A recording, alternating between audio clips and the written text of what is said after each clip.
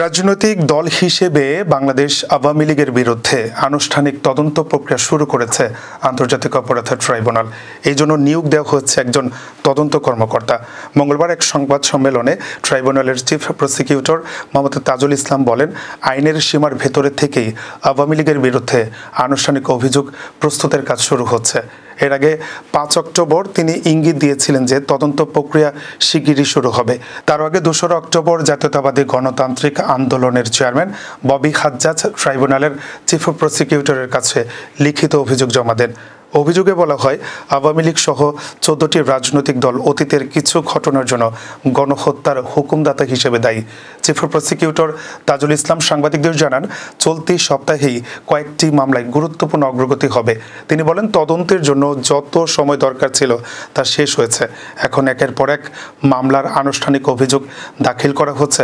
তিনি আরও জানান, গুম সহ আলোচিত কয়েকটি মামলার তদন্ত প্রতিবেদনও এই সপ্তাহের মধ্যেই দাখিল করা হবে।